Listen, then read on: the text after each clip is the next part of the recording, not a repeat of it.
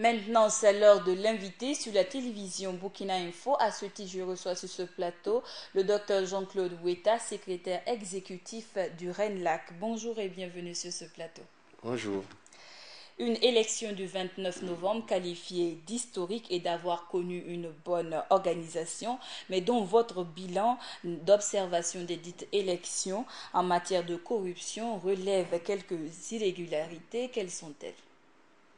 Bien, en matière d'irrégularité, nous avons relevé jusqu'à 241 irrégularités. Donc, nous nous sommes limités aux 13 chefs-lieux de région. Et donc, ça fait aussi que, bon, en termes de nombre, ce nombre-là nous paraissait vraiment important. Mais il est évident que si on pouvait aller sur l'ensemble du territoire, nous allions trouver un peu plus. Mais nous pensons que déjà avec les 241 irrégularités, ça permet de voir au niveau des différents partis comment les choses ont été faites ou comment les irrégularités ont été faites.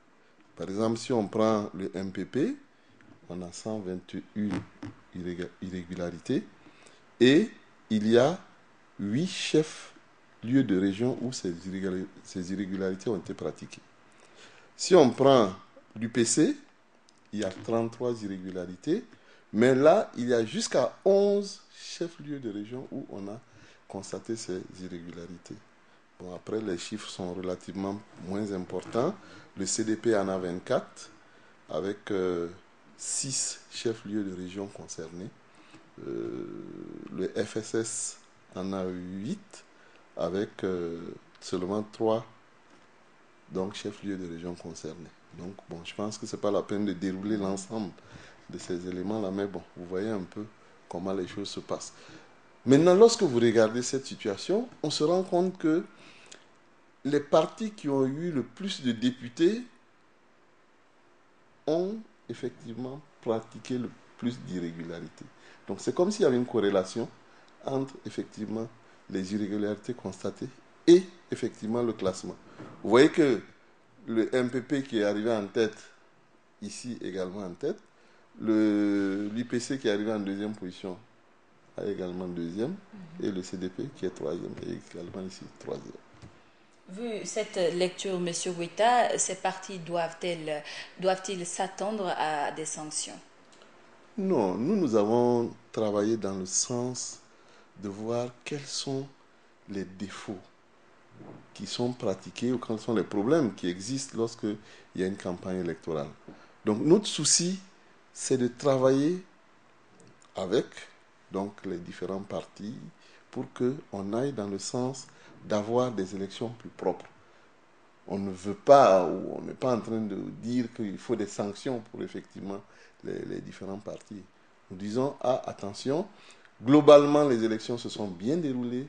Tout le monde a constaté que nous avons été dans la bonne direction, mais il reste des choses à corriger.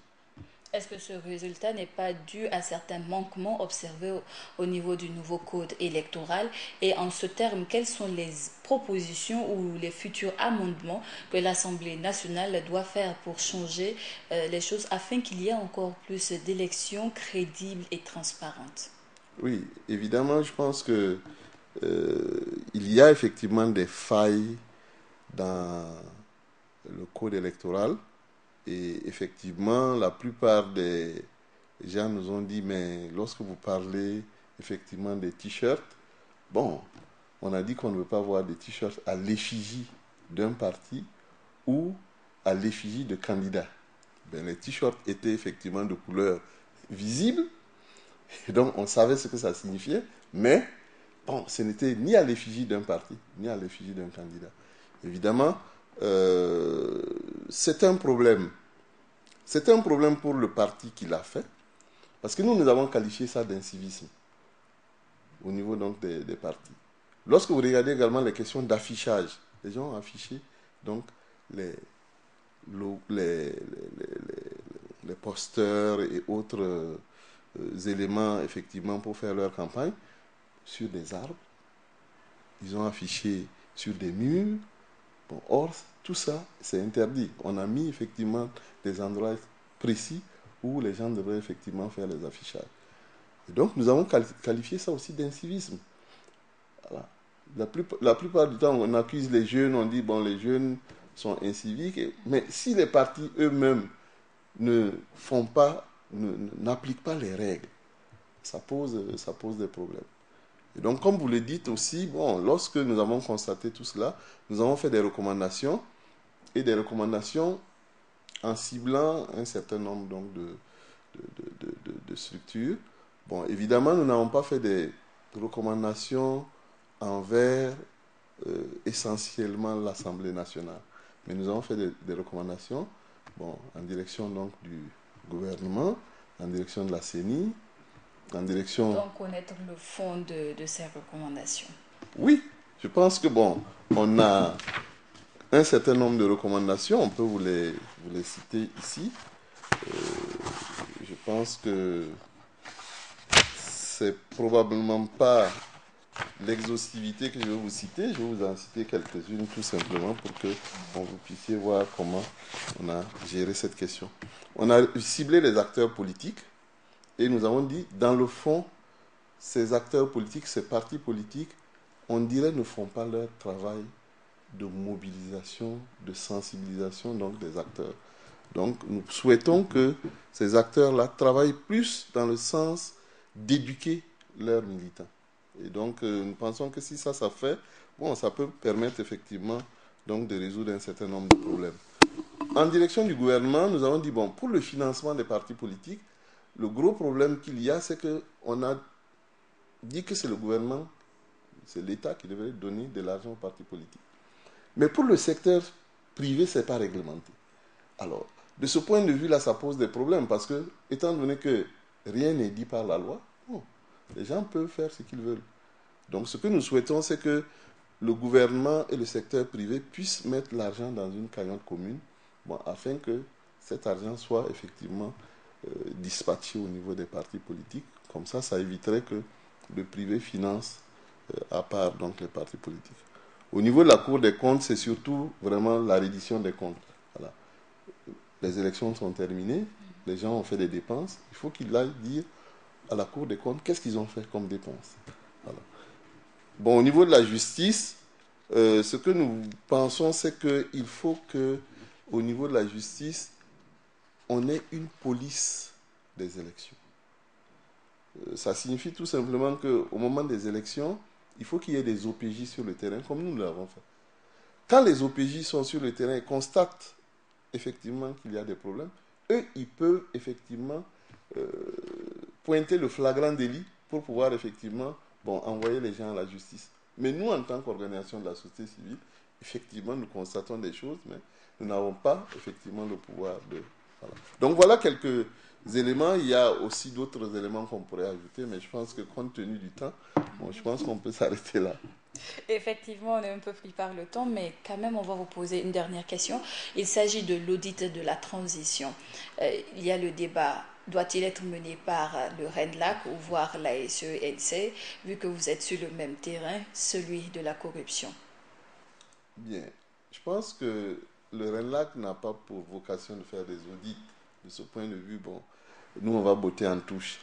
Maintenant, effectivement, la SE pourrait le faire, mais la SE fait partie du pouvoir exécutif. Or, il y a une séparation des pouvoirs.